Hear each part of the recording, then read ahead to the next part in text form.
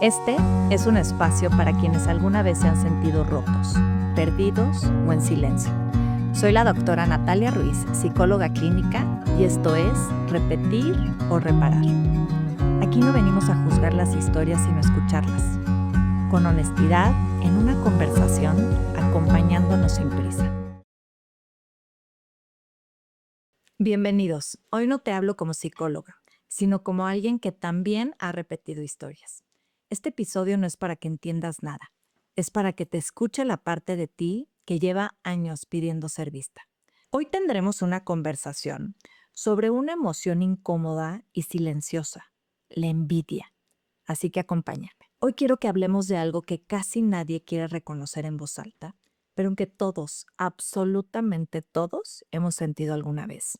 La envidia, una emoción que suele esconderse, que se disfraza, que aparece en forma de crítica, de indiferencia, de enojo moral o de, no, yo no soy así. Aceptar que sentimos envidia duele en el orgullo y en la autoestima, además de que duele en la imagen que tenemos de nosotros mismos. La Real Academia Española define la envidia como dolerse del bien ajeno. Y solo con escuchar esa definición es que algo se nos aprieta por dentro, porque no queremos pensarnos como personas que sufren porque al otro le va bien. Preferimos creer que somos generosos, empáticos, maduros, pero aquí quiero decir algo con mucha claridad. La envidia no es una emoción de malas personas, es una emoción humana. En el estudio de las emociones sabemos que la envidia es universal. No discrimina edad, género, nivel económico ni formación emocional. Y además, no es una emoción simple. La envidia es un compendio de emociones. Puede haber enojo al pensar, ¿por qué a ti sí y a mí no? Puede haber tristeza al admitir, es que yo también quería eso. Puede haber vergüenza al pensar, es que algo debe de estar muy mal conmigo. Puede haber tal vez culpa, porque yo no debería de estar sintiendo esto. Y mucha frustración. Por eso es tan confusa y cuesta tanto nombrarla. Antes de profundizar, es importante diferenciarla de otra emoción con la que suele confundirse y que son los celos. Los celos tienen que ver con el miedo a perder algo que ya tengo. Sufro porque temo que alguien me quite lo que considero que es mío, una pareja, una amistad, un lugar, un puesto, una atención. La envidia, en cambio, tiene que ver con no tener, con la carencia. Sufro porque el otro tiene algo que yo deseo y no poseo. En los celos se sufre por perder, pero en la envidia se sufre por no tener. Además, la envidia es una emoción de dos, tú y yo. Es decir, yo me comparo contigo, veo lo que tú sí tienes y yo no. En los celos suele haber tres, tú, yo y alguien más que amenaza lo que considero que es mío. La envidia es la emoción que me confronta con algo muy incómodo.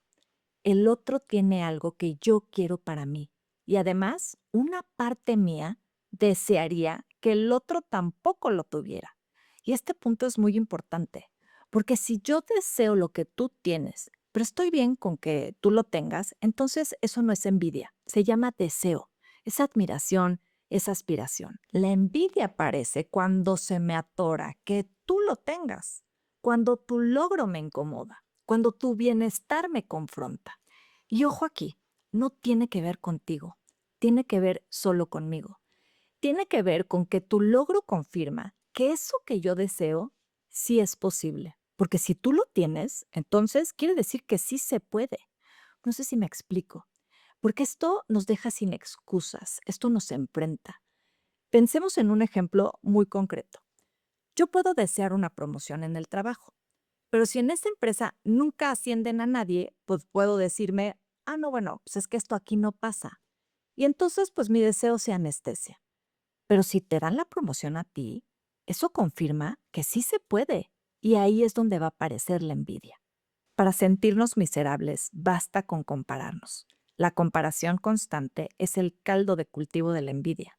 Desde la infancia aprendemos a compararnos con los hermanos, con los compañeros de la escuela, con nuestros primos, y la comparación más delicada de todas son con los padres, con su aprobación, con su mirada. Ahora veamos qué ocurre dentro de nosotros cuando aparece la envidia. Primero va a aparecer el estímulo, el logro del otro, su bienestar, su avance. y después hay una descarga de neurotransmisores. Y finalmente lo que hacemos es responder o reaccionar. Si reacciono, busco destruir el momento del otro. Desacredito su logro, minimizo lo que hizo, ironizo. A veces cambiamos el tema o simplemente me paro y me voy. Y después lo que aparece es la vergüenza, porque me doy cuenta que dejé expuesta mi inseguridad, de que los demás se dieron cuenta, de que algo se me movió o algo me dolió. Incluso en algunos casos puede surgir el deseo de destruir al otro, no siempre de forma literal, pero sí emocionalmente. Pero si en cambio respondo, ocurre algo muy distinto. Puedo decirme internamente, sí, sí siento envidia. Y al nombrarlo, algo se ordena. Puedo hacer una pausa y preguntarme, ¿qué deseo me está mostrando esta envidia? ¿Qué insatisfacción me está señalando? Porque puedo agradecer el mensaje y me muevo. Vamos a un ejemplo para entenderlo mejor. Manuel es compañero de trabajo de Jimena y a Manuel le dan un ascenso.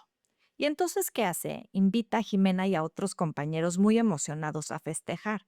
Pero Jimena inmediatamente siente una incomodidad emocional que no alcanza ni a nombrar ni a reconocer. ¿Y qué hace? Reacciona y se dice en silencio: no pensé que los clientes se animaran a confiar en alguien con tan poca experiencia. Inmediatamente le dice, híjole, es que no puedo ir.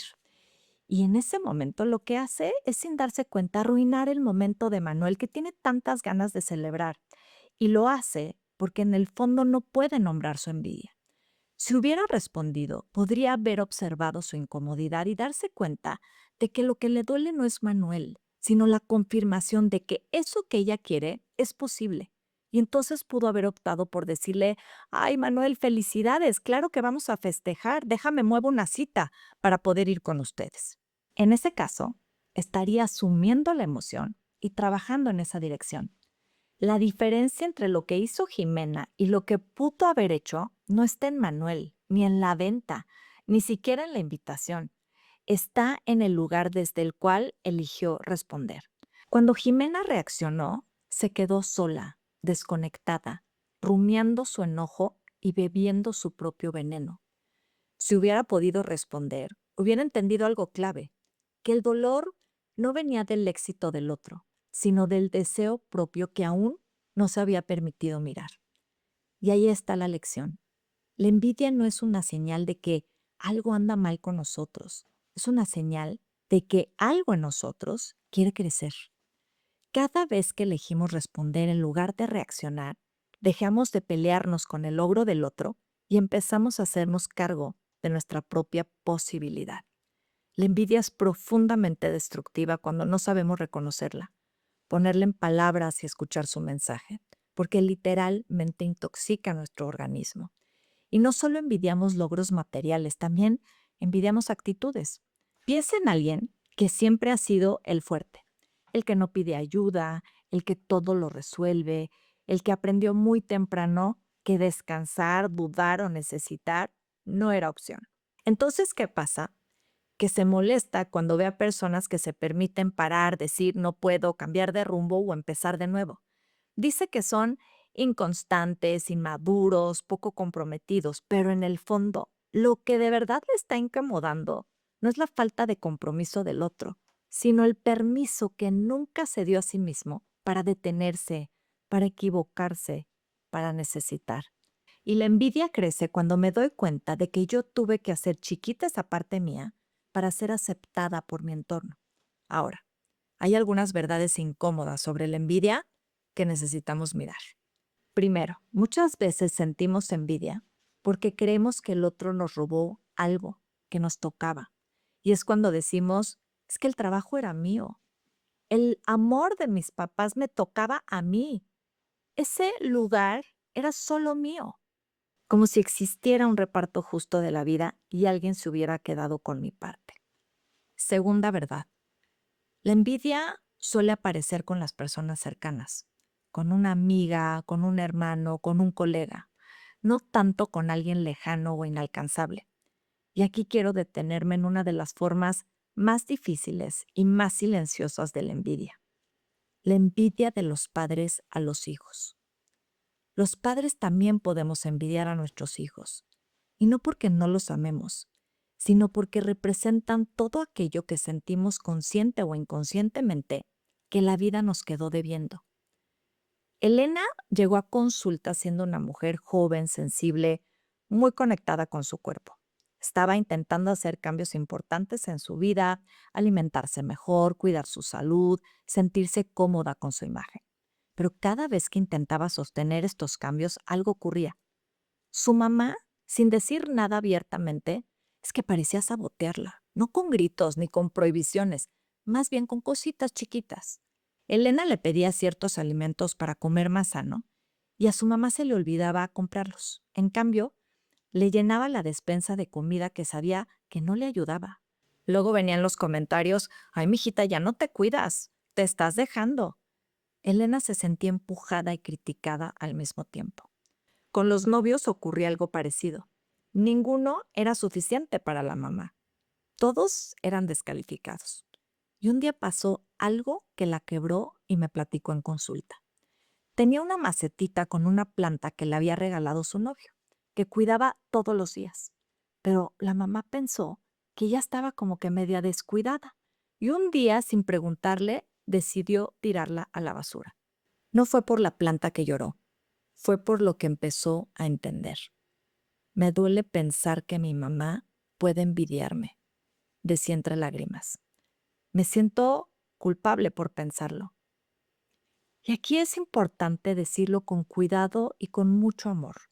Los padres podemos envidiar la juventud de los hijos, su futuro, las oportunidades, el cuerpo, la libertad, añorar lo que ya pasó y ellos están viviendo. Y no porque queramos dañarlos, sino porque nos confrontan con nuestras propias renuncias. El problema no es sentirlo, el problema es no nombrarlo. Porque lo que no se nombra se filtra en críticas, en olvidos, en sabotajes sutiles. Y lo que podría transformarse en admiración, sin darnos cuenta, se convierte en una herida. Nuestros hijos no vienen a reparar nuestras frustraciones, vienen a vivir su vida. Y nosotros podemos elegir competir silenciosamente con ellos o acompañarlos con todo nuestro amor. ¿Por qué la envidia es tan poderosa? Porque está profundamente ligada a la vergüenza, expone nuestras inseguridades, nos hace dudar de nosotros mismos. Pero cuando puedo decir, esto que siento es envidia, recupero la certeza y la certeza empieza a sanar la autoestima. Vivimos en la era de las redes sociales y eso pues ha amplificado muchísimo esta emoción. Instagram es la red de la perfección, todo se ve hermoso, exitoso, feliz. Nos comparamos con imágenes idealizadas y nos sentimos insuficientes. Por eso, la pregunta clave es, ¿realmente eso que ves es lo que quieres o solo lo deseas porque el otro lo tiene? Si la respuesta es sí, entonces tal vez necesitas hacer un plan o aceptar tus límites, porque la envidia nos obliga a trabajar, nos saca de la comodidad. Nadie cambia desde la comodidad. Muchas transformaciones nacen del dolor. Si te es posible, cierra los ojos un momento, baja la mirada, respira lento, relaja el cuerpo y ahora pregúntate, ¿qué envidia me está mostrando una insatisfacción? ¿Qué parte de mí quiere crecer? ¿Qué deseo no me he permitido mirar? Respira profundamente, sin prisa y escucha. Deja que lleguen a ti las respuestas sin juzgarlas. Y antes de cerrar el episodio, quiero dejarte 3 claves para transformar la envidia. Primero, nómbrala sin vergüenza. La envidia no te hace malo, te hace humano. Segunda, escucha su mensaje, porque señala una insatisfacción que merece atención. Y tercera, transforma la comparación en inspiración. Lo que el otro logró no te lo quitó, demostró que es posible, porque no se trata de repetir, se trata de reparar. No se trata de hacerlo perfecto, sino de hacerlo distinto. Ahí, justo ahí, empieza el cambio. Gracias por estar aquí, por escuchar, no con los oídos, sino con el corazón. Si algo de este episodio resonó en ti, no lo sueltes enseguida. llévalo, déjalo reposar. Fue un placer acompañarnos en este episodio de Repetir o Reparar. Nos escuchamos pronto para seguir explorando la historia detrás de nuestras envidias. Y si quieres profundizar más en el tema, ingresa a la página que viene en la descripción del episodio, donde vas a encontrar un curso muy completo sobre las emociones y vas a poder entonces recibir también más información. Recuerda suscribirte al canal, hacer comentarios y poner la campanita para recibir las notificaciones. Seguimos cerca. Te veo pronto.